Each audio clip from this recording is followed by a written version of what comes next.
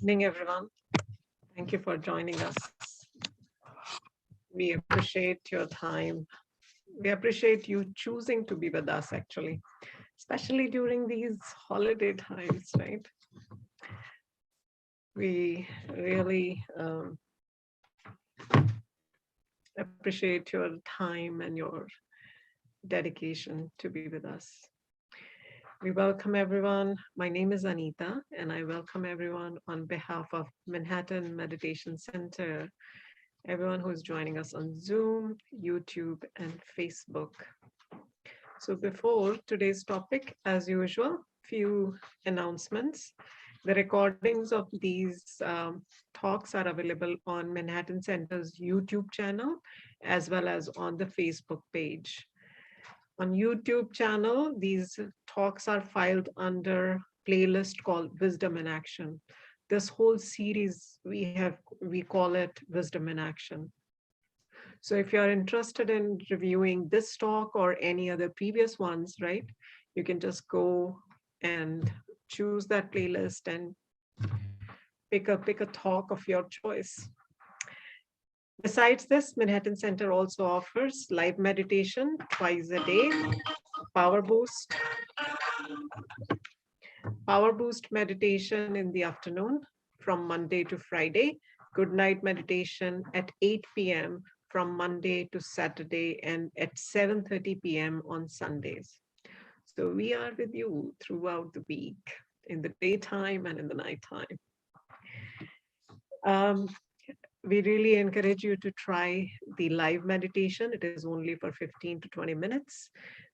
Speakers or meditators always, introduce a topic to give sorry about it, direction to your thoughts and to bring in focus and then lead you into meditation. If you do not have the opportunity to attend live meditation, recordings are again available on our YouTube channel as well as on the Facebook page, and you can access them at your convenience and still take the benefit. In the month of January, on January 15th, we are also offering a workshop, Turning Bitter Memories into Sweet Moments. I think we all need that. So we really encourage you to make time to attend that workshop. It's a Saturday, and it's in the morning from 10 a.m. to 11:30 a.m. I think that's all. I covered everything. So today's topic, lessons from the pandemic and 2021.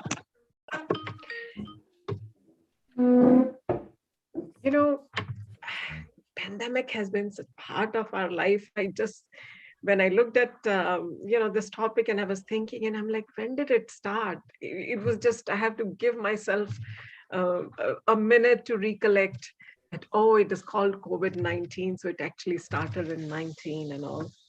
And the other thought which was coming to my mind was that when first time I heard the word or the term pandemic, I was just wondering what it is. I know the dictionary meaning is different, but my thought was it is epidemic and there is a panic in people. So they combine the two words and they call that pandemic. But if you look up the dictionary, meaning, that is very different. It's an epidemic which has panned out in a larger area. It's almost, this one is like all over the world, right?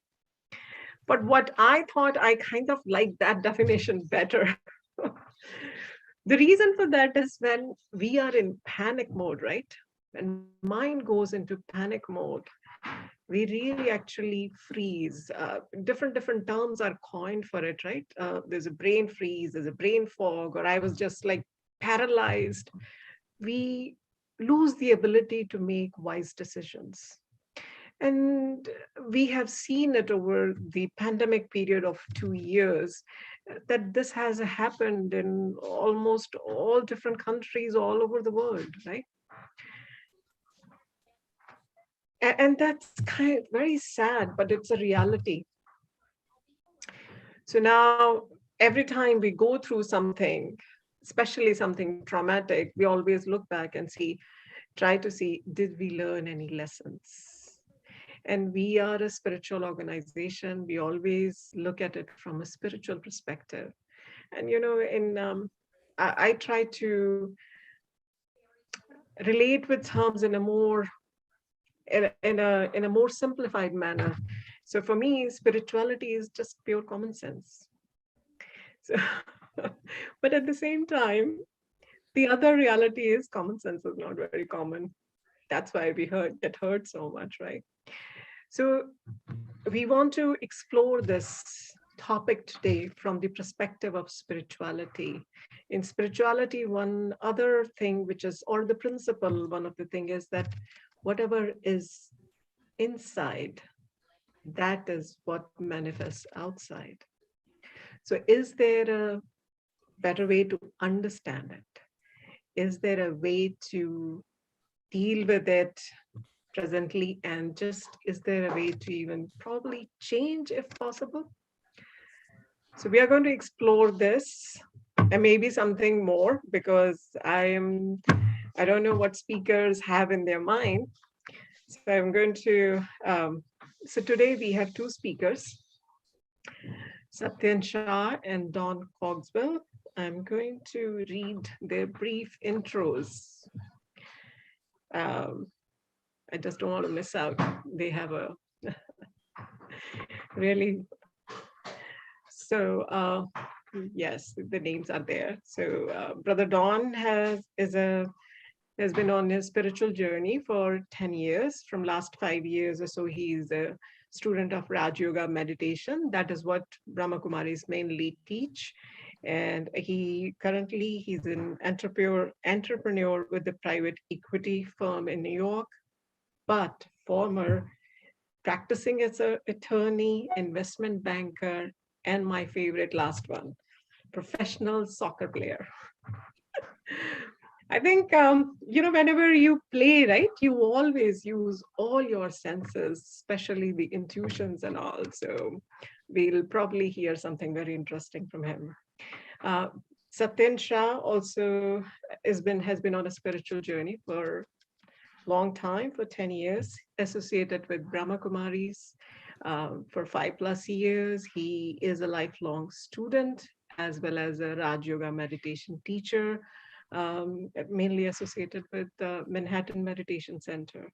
And he also has worked in the world of finance on Wall Street for a long time, but nowadays he is a certified health and wellness coach. So we are going to hear a real good mix of the the spiritual aspect of the life and the practical aspect of the life. And I think that's what we need, right? So without further ado, welcome Satyen as well as Brother Don. Right. And we are all ears and eager to hear from you. Thank you. Thanks, Anita. Thanks, beautiful introduction. And welcome to everybody that is joining us on the call. Just a couple of housekeeping things.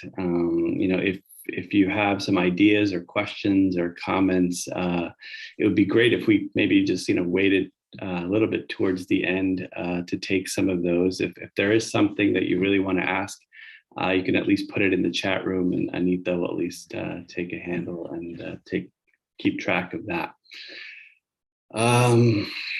So welcome, Don. Good to see you. Something that people may not know is that even though Don and I have been on a spiritual journey for the last 10 years independently, we actually worked together back in 2006, I believe it was, at a startup in the financial space. And so we weren't really on that spiritual journey at that point. We were doing different things like yoga and physical yoga, and we would contact each other on that. But then over the years, somehow we kept in touch. And then over the last 6 years, once I became involved with Raj Yoga, we somehow magically reconnected, and then Don kind of, also took on a more deeper journey himself. So, and correct me if I'm wrong, Don, I think that's how I sort of have recollected our journey together. Yeah, we certainly did work together. And the only thing I'd add is you tugged me by the ear and pulled me into something I could never repay you for, which is the Manhattan Meditation Center and all of the wonderful advice you've given me then and since. Yeah, but it's, a lot of this is all self-effort. So a lot of courage and a lot of I don't know, just good wishes and just things that you've done for yourself over the last number of years, I think has given us both a sort of a unique perspective on the topic today. And then so just to sort of think about this topic, I was really trying to recollect, how to sort of put it all together, because there's so many different angles from which we can sort of approach this pandemic. I was taking myself back to sort of March of last year, 2020, when all of this sort of happened. I just returned from India, caught one of the last flights back before all this travel ban and all that stuff went into existence. And I was thinking about what those first few months were like, especially in lieu of the fact that I was also married to a woman who was a doctor and also a meditator and also on the front lines at the same time. So I got a very interesting, unique perspective on what was really kind of going on, and as a secondhand person, obviously, but also as somebody who was taking care of a healthcare worker who went through COVID and got COVID and had to deal with it. And so, just recollecting that whole journey from how it started till all the way till now. And interestingly enough, when this first topic was going to be first spoken about, I think a few months ago, Don, COVID was sort of coming out of the mainstream, right? And interestingly enough, now it's right back at the top of the news. But as I sort of look at this whole picture, there are certain things that I'm sure all of you in the audience today have probably dealt with or touched upon, or have somebody that has dealt with it at some point. And so I'm sure, some of these things will be universal, but these are just some of my perspectives, and I'm sure there'll be others. But just to sort of take a big picture, I was just looking at the scheduling, everything that shifted all at once and that we weren't really prepared for at all, right? At a more overt level, people's work shifted, work-life balance shifted, children's education and putting them back into school and how that whole thing was shifted. Going to the gym didn't happen anymore. People's ability to stay by themselves and this feeling of isolation suddenly started dawning on everybody, right? Not being able to see our friends anymore, not being able to go out to the bar, or not being able to go out to the restaurant, or whatever it is that we typically would do as social beings, we couldn't do anymore. And so the first thing that sort of came to mind was the ability of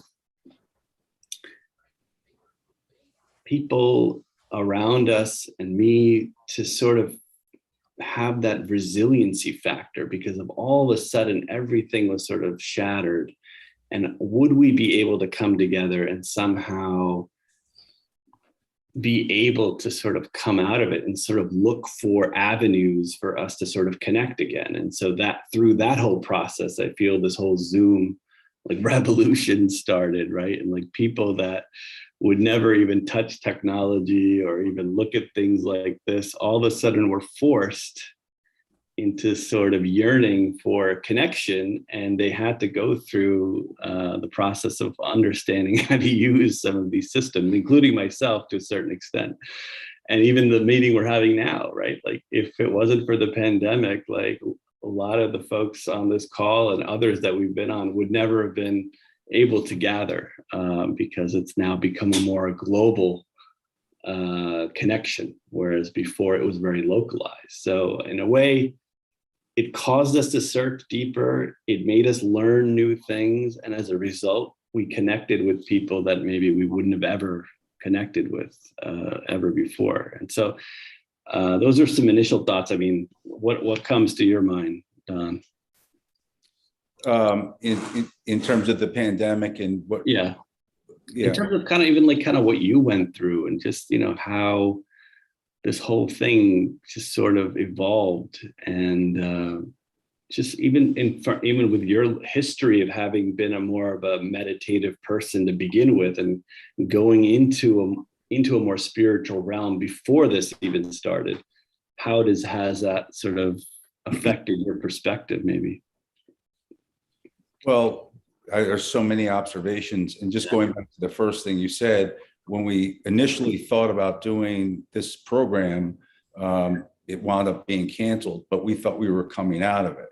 But if you really think about it, our learnings in the first sort of phase, if you will, of the pandemic, which we were going to talk about as if we were going out of the pandemic, several months ago, are now important learnings, and we're now not sort of blindsided to the extent we were before, because I think we all really now remember how blindsided we were.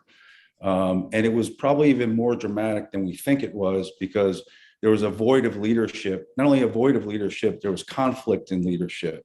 The communication was off. People were dying. Different countries were dealing with it differently. The news was something you didn't want to see, but you had to see. It was, watching a train wreck. And so you didn't know day to day what was going on. I think for me, when it happened, I'm fortunate in that I had started my journey of spirituality 10 years earlier, because 10 years prior to that, or 2 years even prior to that, I think I would have had a much harder time adapting to something so dramatic in our society. In large part because I was looking at the world in terms of its physicality and had very little understanding of what was going on in my spiritual world. Right. Anita said, it's common sense spirituality. I had no common sense, and I wasn't raised like a lot of other people weren't raised really with God in their life or with spirituality in their life. It was all about sort of achievements and what you could do on the outside and what people thought of you. And, to some degree today, the younger people are getting that through Instagram, et cetera. Right. I think when I started to go more introspective and started to feel a connection to the higher power, it helped me tremendously. And when we use the word resilience, for me, it gave me a level of resilience when this sort of blindsided event happened. And so I actually took it as an opportunity personally to go into even more depth into my own spirituality. Because at that point, I was dipping my toe in and I was doing the best I could and waking up in the morning. But all of a sudden, I had all this time on my hands. And so I was able to spend multiple hours to actually really go into deep reflection. Having said that, I'm very close to many people, and I know this is the majority of people's sort of experiences, is that they were overwhelmed and traumatized by this. Yeah. I know a very close personal friend of mine had to be hospitalized, not for any physical reason, because of the emotional sort of response to this. Yeah. And what I've learned from it, not to cut to the chase, is that the ability to go inward and stay consistent with meditation is critical. The other thing that I've learned quite candidly at the meditation center is, to look at things a little bit differently. It's the outlook that we have on pretty much everything, really. It could be my kids, could be my wife, could be my, this and that and the other, is as a game, not a game like it's trivial, but Right. as something that you can play with, and that you're not clinging to, that you're malleable, and you're trying to work with. And if you look at the pandemic in that way, I think depending, that perspective would have been a more helpful perspective than to say, I might die tomorrow, or, and certainly people were dying. My brother-in-law died. I had a lot of deaths around me as well. But I Yeah. think the ability to go inward, understand yourself, and play it as a game to the extent you can, and not get too caught up in the externalities. I mean, there's nothing external that I saw in the world that helped me. I don't know about anyone else. I mean, maybe, and this is controversial, but there was a point in time in New York City, and maybe even across the world, where our former governor was giving talks, and people were glued to it as if it was FDR doing the fireside chat. Right. The Depression. Yeah. And I think that gives you some indication of the type of leadership we're looking for. And there is an importance in connection. And you get back to your point about Zoom, is that I think that, in addition to going inward, I think we also started to develop, interestingly enough, the ability to go outward even more than we ever thought we could, which is why we're able to do this, and touch people. And it's not as impersonal as we thought it was. Right. I know in my business practice, almost everything had to go online. I'll go on Zoom, and the show kept going. The only problem with our show was that the markets shut down. So it took a year off the life of the project, which was something that hurt financially for me. So the other thing to say is that simultaneous with this, and you already said this, there was a lot of race problems with George Floyd, wildfires going around. You could almost think that the world was coming to an end. I mean, so it was a tough period. Yeah, I think you said a lot of interesting things that we're going to sort of break down for people that may not be familiar with some of these concepts of going inward and connecting, but some of the main other themes that you touched upon that I sort of hit me was the fact that even though I was on this spiritual journey, even going down this path of knowing that I'm just this being of divine light and I'm not even this physical body, but even then we realized that we weren't in control, right? It's like all of a sudden, something came upon us and just sort of changed everything. And we just lost control. And the fact that the human condition is so fragile, and that we don't realize that everything here at this physical level, all the things that we're used to, our family, our friends, our job, the way we do business, like you said, the way we go out and socialize and interact, everything just shifted all at once. And on top of that, this machine that we're part of here, this body, just didn't have a defense against this. And there was no medicine at that time to treat the body. And so it's things can just shift. And it's the fragility of our condition that we need to be, it didn't hit me really until when this whole thing happened. And so it kind of just added to that level of gratitude that, hey, I do have this thing, it's healthy. Let me use it in the right way. Let me feed it the right things. Let me do the right things with it, so that at least I know that, I'm using it to the best of my ability, because it could go at any time, And so having that realization, I think, was a big, deep thing for me, Absolutely. And especially being married to, somebody who is out there on the front lines, dealing with it, seeing patients and not having an ability to help them.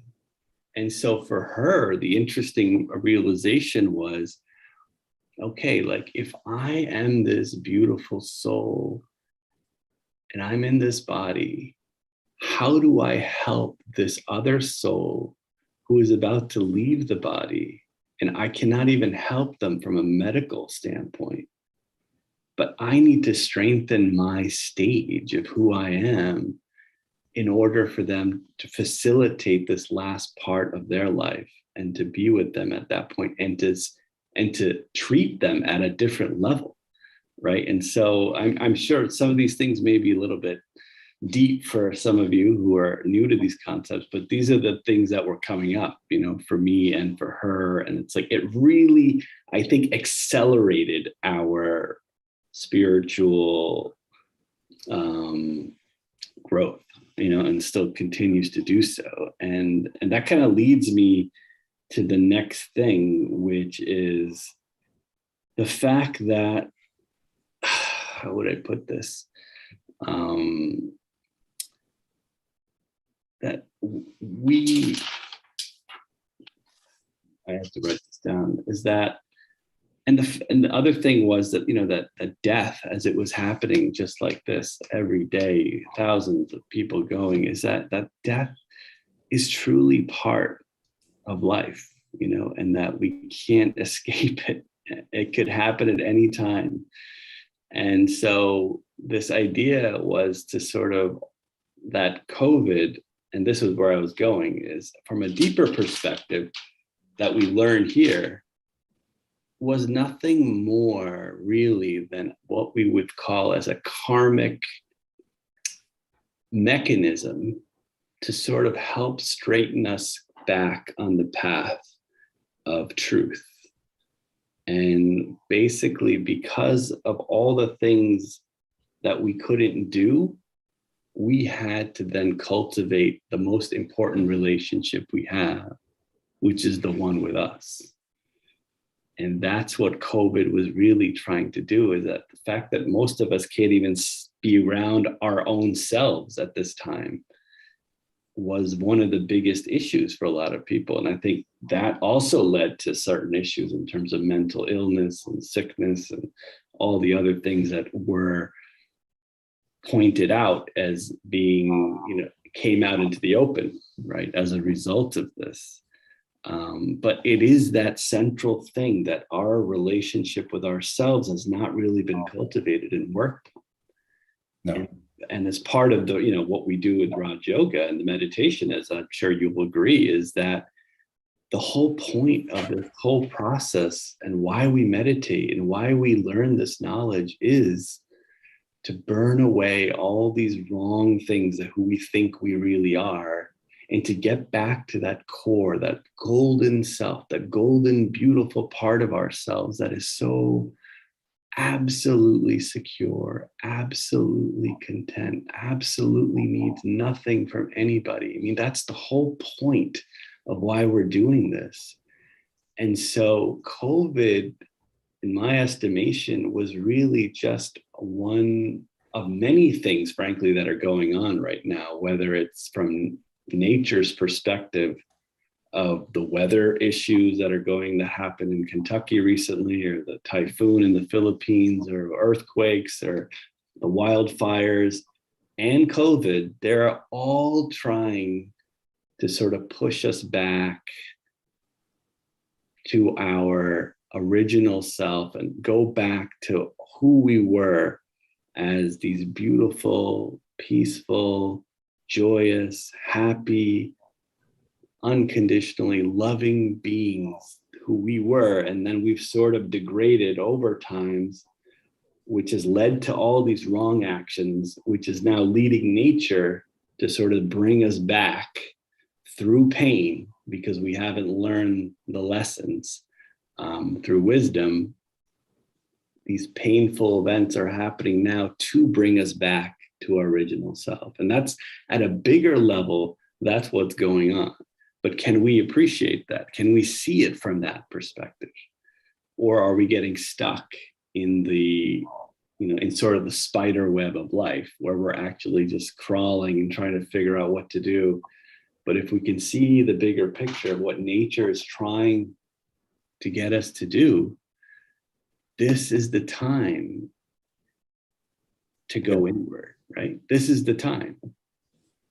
And so that's the big message that, we want to sort of to show. And frankly, it was because of COVID that we got so many people to come on Zoom and come on to these classes and have the time to really spend that time for themselves and spend that time going inward, right? And it's like, otherwise that time would have not ever been there. Yes. And we would have continued to cultivate the wrong habits. I mean, I don't know, what do you think, Don? No, I agree with you. I mean, there's two aspects to what I think you're saying. One of the more important ones, I think, and if I could go back and do it all over again, or teach my kids or teach other kids, is to really get into understanding yourself through meditation. That's that simple, really. Right. So there is that, and I think that level of resilience. So that's the idea of, in this case, you would putting your mask on. You're in the airplane. The pilot says, put your mask on first so you can help other people. Right. It's hard to help other people if you can't help yourself. And so how do you do that in this environment? I think one of the better ways to do it, of course, is to listen to the health professionals and do some of those things. But as important, in my opinion, is to go inward through meditation to actually sort of get into connection and understand who you are. It's hard to explain necessarily, but the other thing that you're talking about is there a bigger thing that's happening that is pushing us together, a force that's pushing us together? Right. One might argue that we've gotten more contentious, et cetera, depending on how you look at it. But at the end of the day, I think that you're ultimately right. And the hope would be is that we start understanding, because I think we've gotten so disconnected over time. Yeah. Through race, through country, through North, through South, through, young and old, and, through, celebrity and not celebrity. Right. Got to start to understand that we're really all the same, and we start rowing in the same direction. I think now, if that could happen, and you would think that something that as global as this, if there was somebody trying to send the signal, this would be the signal to say, get it together. Right, exactly.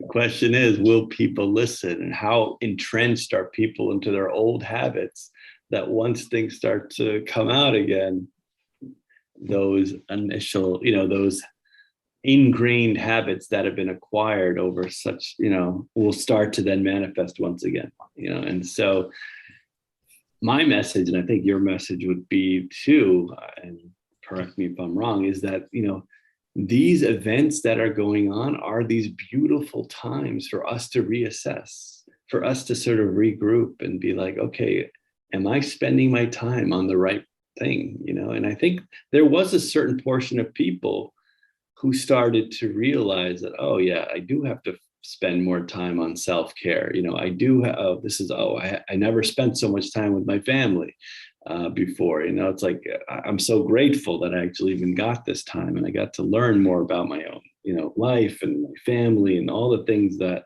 I would have missed out upon if I didn't do this, which is great. And the fact that technology was available this time to connect with other people and to sort of get support from other people and to become more of a global family is also beautiful. But my question to everyone is, if things get worse or something happens next time and those support systems may not be there, perhaps, or electricity or internet goes out for a long time, what is going to be the method, and what are the tools that you're going to have, right, to really be okay? I agree. I mean, when you're talking, I think about this idea that because it's difficult to understand meditation sometimes, but there's like an inner guidance system that is already there for you. It was there for you when you were born.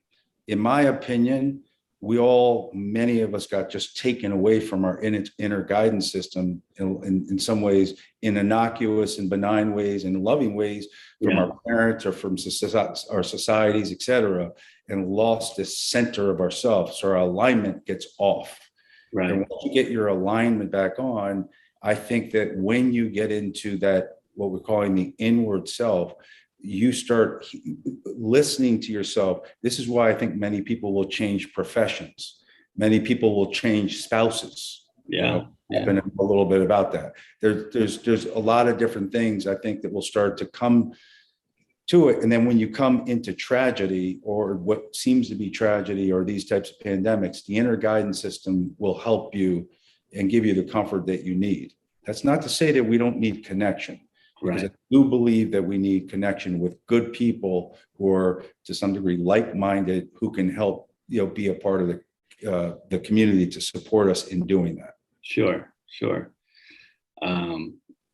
But so I think what would be good now is just, if you have any other ideas, go ahead and share. But what I wanted to do is, now that we have this sort of bigger concept of, knowing that there is something bigger going on, I wanted to just show through slides, just to demonstrate, give people a little bit of a picture as to what we're kind of talking about, and what, if any of you here on the call would like to sort of learn more about Raj Yoga meditation, or go more into the depths of some of the bigger concepts that we're sort of touching on. I just wanted to sort of show everybody kind of what we are talking about. So I'm just gonna share my screen here a little bit. Okay. Oops.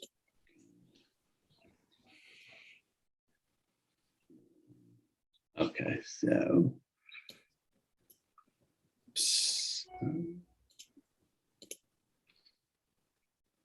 Okay, so let's put this up here. So basically what we've been talking about here is our whole life, right, revolves around this physical world, right? Everybody can see this, hopefully. And it's about our family, right? How much money we've got, what job we have, hobbies, the type of house we have, what level, iPhone do we have? It's all this stuff at the physical level that we've been accustomed to, and that's what we know, right? But what the pandemic showed is that this physical world can shift, and it's temporary. Family, unfortunately, people lost loved ones, people lost friends, money as the markets went down, and jobs lost, right? Hobbies got changed. You couldn't go to the gym, couldn't go out. Housing, people couldn't afford to stay where they were living after a long time. And so it's like possessions, people couldn't buy the things they want. Things got in short supply. We couldn't even get toilet paper, for God's sakes, right? So it's like this concept was made clear to us a number of years ago through teaching, but this was a reality all of a sudden, right? And so it basically has taught us that, there is something beyond this, right? There's a whole different world to explore, basically. And if you consider yourself some sort of like a guest coming into this world from a much more deeper, non-physical world of absolute peace and security, and you have that deeply ingrained in your head that's your world and that's where you are from, and then you come into this world as this guest in this body, interacting with everybody, but knowing that you're already full, already secure, already have everything, then the idea is that if anything shifts out here, you can still navigate yourself. And so the idea is, eventually, as you go deeper into this knowledge, that, there is actually this being called the Supreme Soul that you would connect with, basically, and gain that energy and gain that purity and gain all those beautiful virtues, so that you regain your original reality. And then you operate in this body from that perspective, right? And I think that's what Don, I, Anita, we're all like venturing to get to that place. And so the idea again is that, if you are what we call a soul conscious person, meaning you are aware that you are a soul, then you feel all these things, that you are a beautiful, peaceful, joyous, loving, person, and what's going on here at the physical world is actually quite small, and that this picture over here is this secure, immortal, eternal being of light is who you really are, and you're just coming into this world, playing a role and going back. Then you're operating from the right perspective. Yeah. Right? But if you look over here, this is how the world has become. Now, all of a sudden, we think we're this body, right? And we think this is my family, my job, my car, all my possessions, everything is mine. Everything is surrounded and by like, this is mine, and this is how I do it, and this is my body, and this is my name, and my gender is male, and like all this stuff are what we call these little I's, or these little wrong identifications, or egos, we call them. And so we've turned into these people that are completely what we call body conscious. And so the way we lost our original identity is that we originally appreciated everything in this world, right? We just looked at it and we're like, oh, that's nice. Okay, that's great. It's nice. We respect it. It's fine. But then we sort of crossed this line. And all of a sudden we got into, wow, this is really nice. I really like this a lot. And, I think I want this. This is what I need. This is what I think I need to be happy here. I want to have it. I want to own it. And then once you start owning it, you start identifying with it. And you start thinking that's, if something happens to your car, or if something happens to your apartment, it feels like it's happening to you. And that's what happens with the sickness of identification. And see, this is what's happened to us.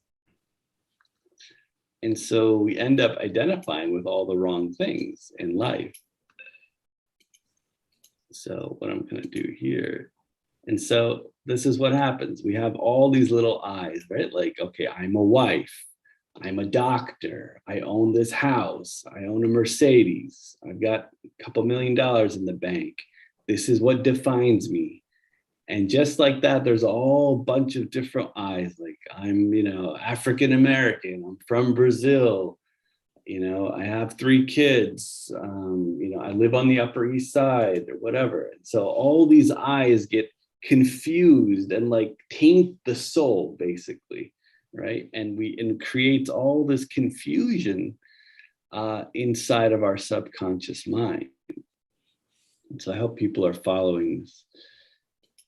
And so all of these I's combine together to form this big ego. And what happens is that eventually the ego, once it's developed, it feels very, very insecure, right? Because it constantly is like wanting something and it needs something. And so if it feels insecure, it creates these desires. And if these desires, for some reason internally, you feel you're not going to quite achieve, you don't think you're going to get it, it creates this massive fear and anxiety. And if these desires get obstructed somehow and something definitely doesn't get fulfilled, you start to get angry. You start to feel competitive. You start to get jealous, right? And so this is where all of this is coming from COVID, right? Because we've had all these wrong identities for so long that once we start to feel that we're going to lose something, or this is going to go away, or I can't do my job anymore, or my family isn't going to be able to see me, like all of that stuff is coming from all of these wrong identities that we've created over time. And so it needs time to sort of burn out of the system so that we can get back to our original identity. All right.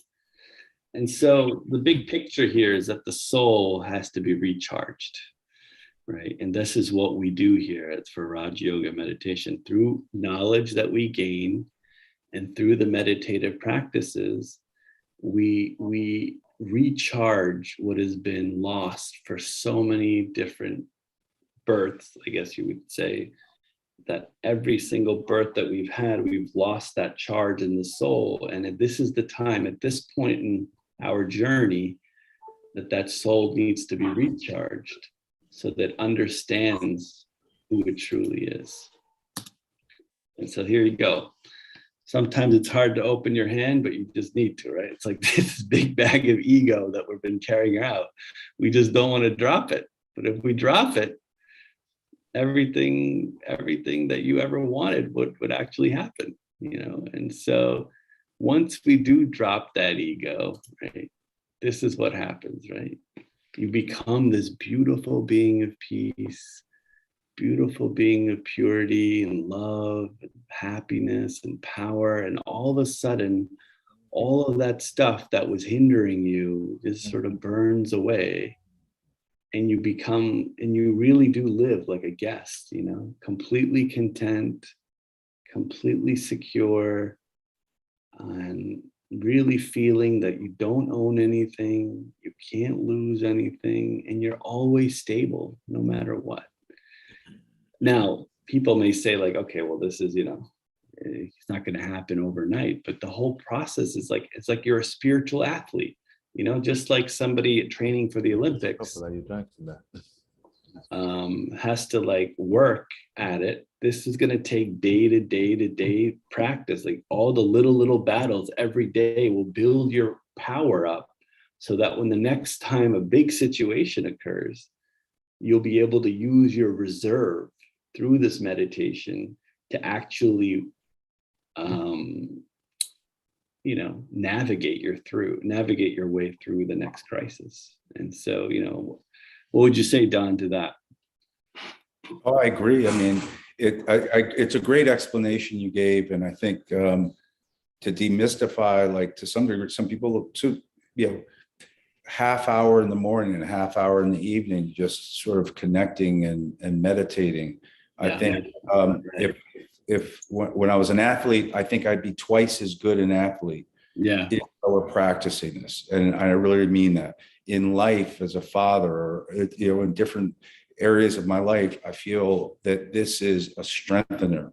When a catastrophe or a so-called catastrophe, or in this case, a pandemic happens, you're more resilient, right? And in connection with yourself, understanding yourself and your relationship to all the myriad things you talked about below the line, the money, the job, the family, it all becomes a lot more flow, if you will, as opposed to, this is who I am and I've got to be this way, which is a very difficult place to be, which is a place I've lived in, right? So, I've got to win. I've got to win. Nobody's going to love me unless I score 2 goals or unless I make that amount of money. And I don't think it lessens your ability to achieve.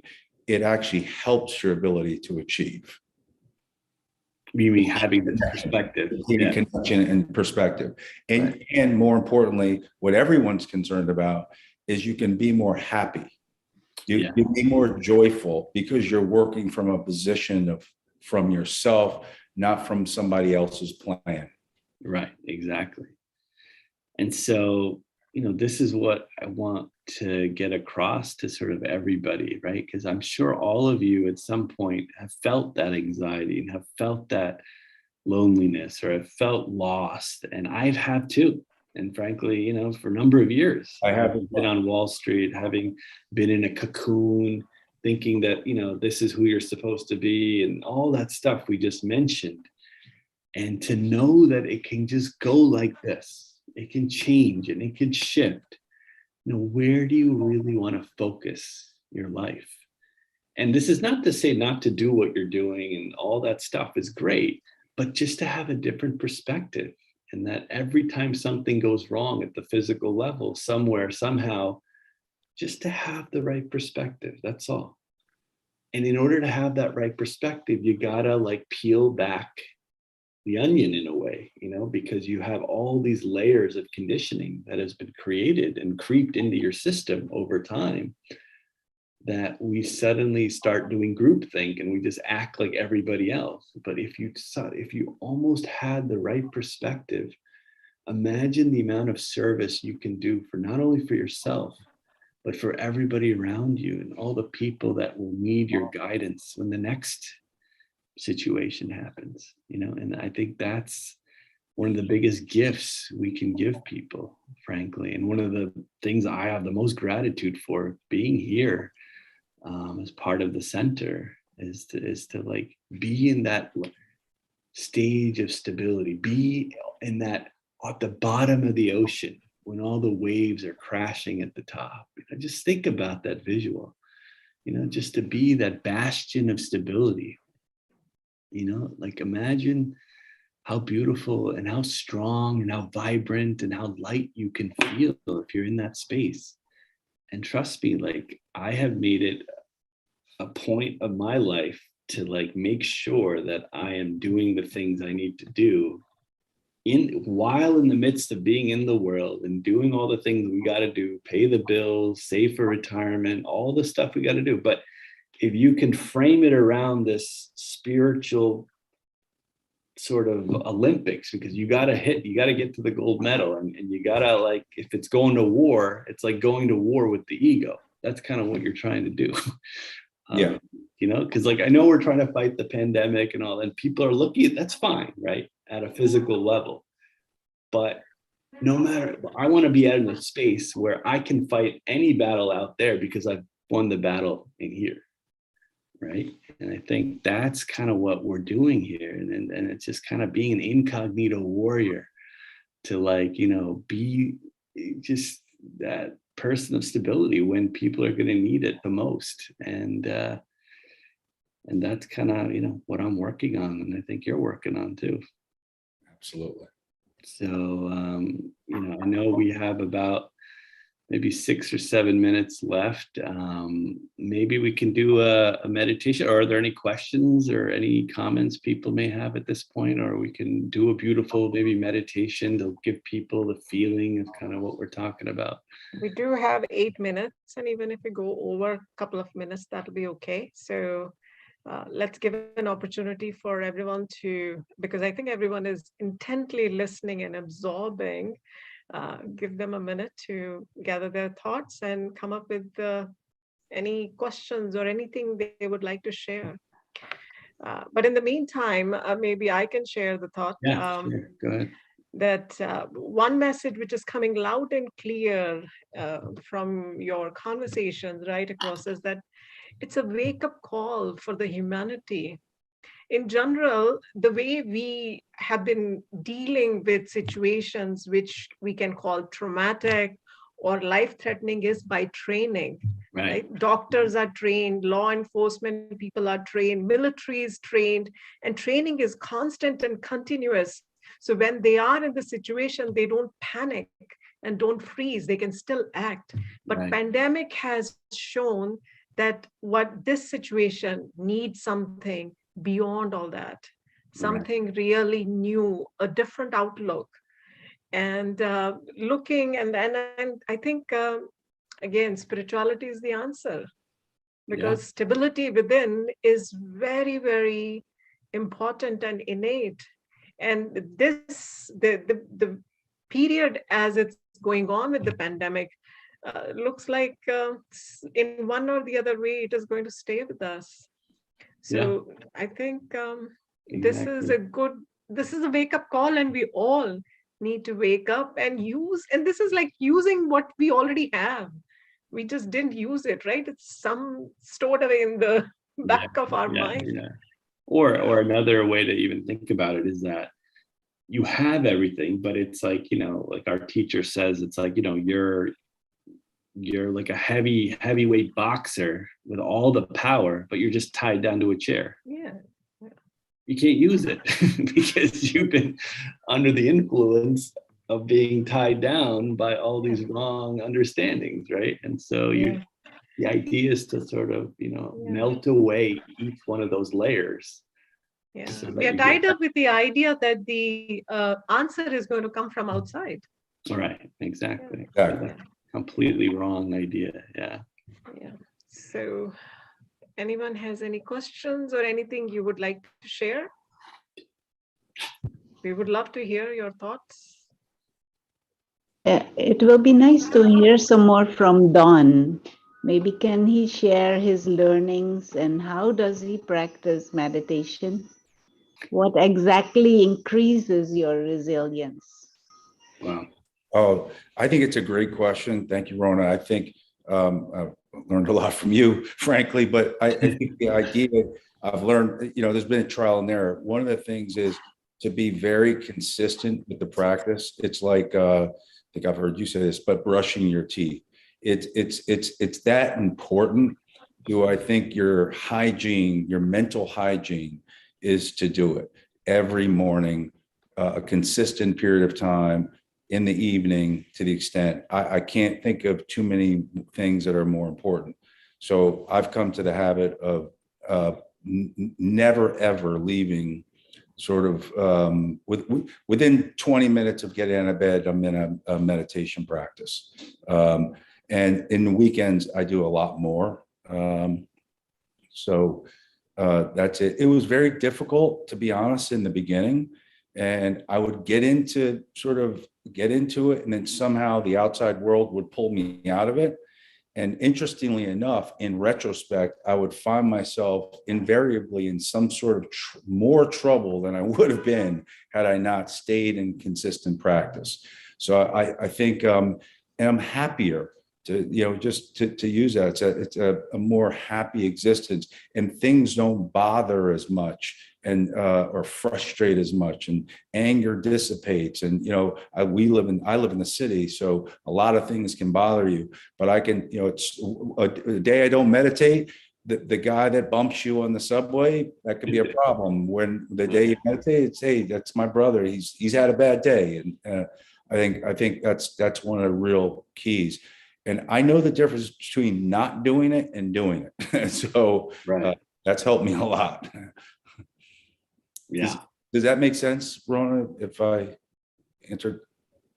I think it makes a lot of sense. Yes, very much. But would you be willing to share also? So when you sit and sit down for meditation, what exactly is it that you do, and how does that build your resilience? Well, it's happened to me over time. I've gotten to an ability to more quickly connect with a higher power, to be honest. And that higher power just feels like the strength in me. I actually am starting to believe it's one and the same, but it's certainly a higher power that's sort of like, it's almost like a line is connected to me, to the higher power. You could do it this way. And it's actually imbuing me with the strength and the resilience and the worthiness of who I am. And there's really, it's almost like impenetrable in certain cases, because it just feels as though there's nothing that could touch me. I mean, because anything could go wrong, and it's okay, because I feel like almost, I don't want to say armor, because that sounds protective, because it's not armor, but it does feel very, it also feels very connecting. So, so when I do that, I feel that when I walk out of my house, the person is my neighbor, that's my brother, or that's my sister. Right. And I really, truly feel that way. Like, it's not like, and that's the type of power that it gives me. It's good. And I think one thing that we talk about is the fact that the consistency, right, is the biggest deal. Right? Huge. I mean, you could meditate, for me, 10 hours in one day, 2 hours, whatever, and then not do it for a week. I'd rather do 20 minutes a day than 5 hours in a week, one day in a week. I feel like that consistency, and it's not really that hard, I don't think, and we all have that time to do it. Yeah. Just we have time to brush our teeth. I think not doing it is unfortunate. Yeah, exactly. I mean, you're an athlete too, right? Physically. I mean, you know how it works. If you're going to build up your muscles, yes, I could just work out for 5 hours, like once a week. Well, look, the way I became a pro is I got up every morning at 5 o'clock with my father from the age of 11 all the way till I went to college. And there was a purpose for it because he said, we're going to make the national team. So Yeah. I know that I had to put the work in, and that work paid off ultimately because I was able to play for the U.S. national team, et cetera. But this is the same. But I think you'll get quicker results by doing this. It's not going to take years. I personally don't believe that, but I do believe it's a lifelong thing. I don't believe that, I don't know, because I'm not at the level like, let's say, Ron or others are at, but I would think, and what I'm hearing is that this is a lifelong thing. It's not like it ever ends. You don't ever hit the point where you're not connecting on a daily basis. I think if anything, what you're doing is, I think in Raj Yoga, you're able to have a moving meditation so that you're constantly in flow and in connection with higher power that I'm talking about. That would be a place I would like to be. Wonderful. Great. And so I guess based on that, how do we look at now going into year 2022? I think it's just, if people can really truly understand that this is the time to start doing this practice, or any practice to go more inward, I think that is the main message, right? That this is really the time to start this practice, or to do something if you haven't already started, because it's going to be paying you the biggest benefit of anything that you could possibly do at this time.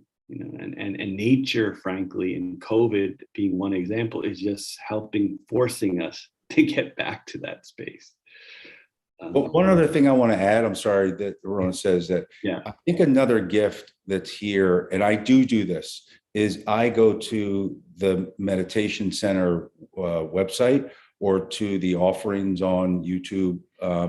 And I use those regularly, both from an intellectual perspective, so I continue to educate on a more sort of, cerebral level. Right. Then go to meditation where there's connection happening, where there's guided meditations that are offered. It's almost, I don't think the riches it's an abundance of riches, really, that's available to us online. Yeah, that's true. It's true.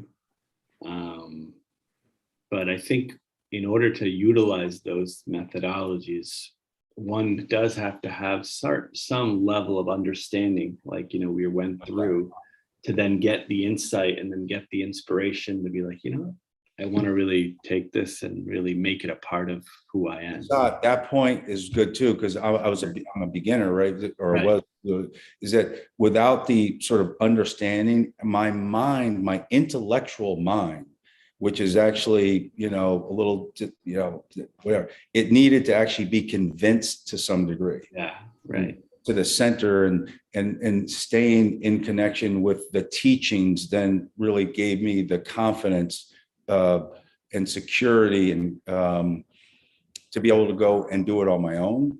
Had I not had that context, it would have been much harder for me. Right. So I do think that going through like a meditation course that's offered, I think is very important as well.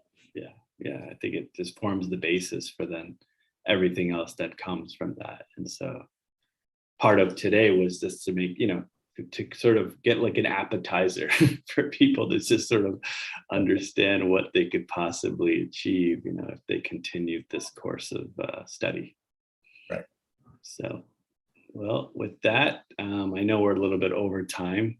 Maybe we'll just have like a moment of silence and to imbibe everything that was shared today. And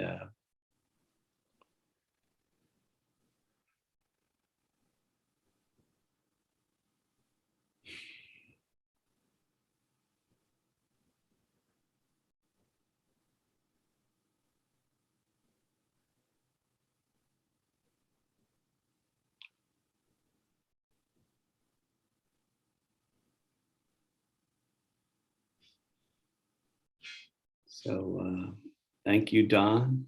Thank you for making the time and available, and all your beautiful sharings. And thank you, Anita, for hosting this beautiful session. Thank you, Anita. And thank you to everybody else who attended. And we wish you all the best in your inward journey starting in 2022. And so we hope to all see you and continue to host you in different events. And hopefully many of you will go on to do more detailed study and find the fruits of what we're doing here. So thank you, and Happy New Year to everybody. Om Shanti. Thank you to both of you. Beautiful, beautiful talk. We hope to see you again with a little bit more happy news in 2022. Yeah. Thank you, everyone. Thank you for Thank joining you. us. Yeah. Om Shanti.